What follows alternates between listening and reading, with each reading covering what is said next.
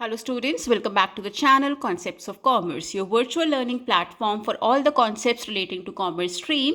आज के वीडियो के लिए हमारा न्यूमेरिकल क्वेश्चन है from net operating income approach of capital structure. So here the question says Karan Enterprises has an EBIT of 5 lakh rupees. The firm has 10% cost of debt and value of it is 15 lakh. That means 15 lakh का debenture है company के पास जिस पर rate of interest जो आपको देना है that is 10%. KO, that means overall cost of capital is 15%. So you need to remember what does KD stands for, what does KO stands for, because बहुत बार question में आपको कंप्लीट वर्ड्स में given नहीं होता है, इस तरह से आपको रेट्स या फिर वैल्यूज गिवन होती हैं. Calculate value of the firm and cost of equity. So first of all, we'll start with valuation of the firm and equity. सबसे पहले EBIT हमें क्वेश्चन में गिवन है that is 5 lakh rupees that we have written here. You need to subtract interest on debentures from the same. Interest on debentures बनता है 10% of 15 lakh because 15 lakh debenture है company के पास, उसका 10% is 1,50,000. So after subtracting 1,50,000 from 5 lakh you have earning available for equity share holders that is 3,50,000 rupees.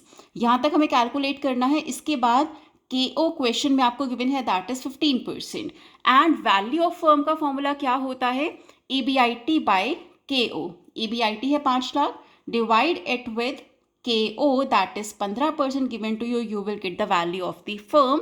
I'll just show here how to compute also because बहुत बार जब decimal से divide करना होता है बच्चे मिस्टेक करते हैं and the whole question goes wrong.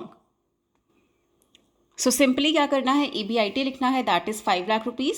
EBIT हमने यहाँ पर लिखा divide it with 15% and you get the value of the firm that is 33,33,333.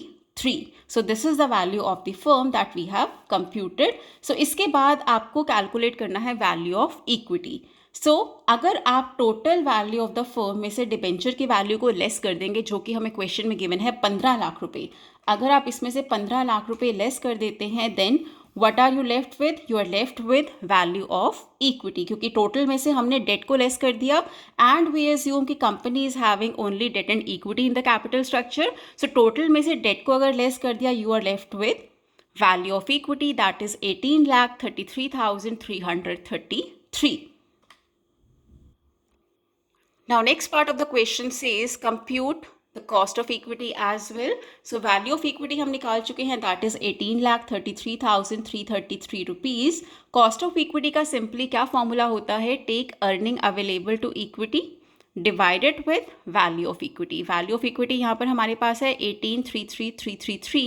Earning available to equity हमने अभी कैलकुलेट किया था that was 5 lakh minus 1,50,000 that came to 3,50,000 rupees.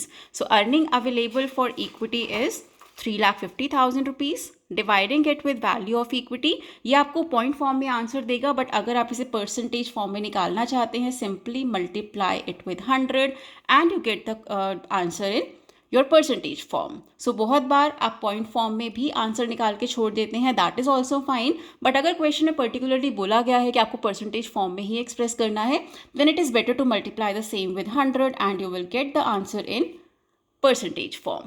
So that was all for today. I hope you liked today's numerical and I hope it is very much clear to you all. If you have any doubt relating to with today's numerical, you can write down in the comment section. और बहुत सारे videos channel पर post किए गए हैं regarding capital structure, dividend policy, especially approach of dividend policy as well as capital structure. दोनों ही channel पर posted हैं. उसके अलावा we have different playlists like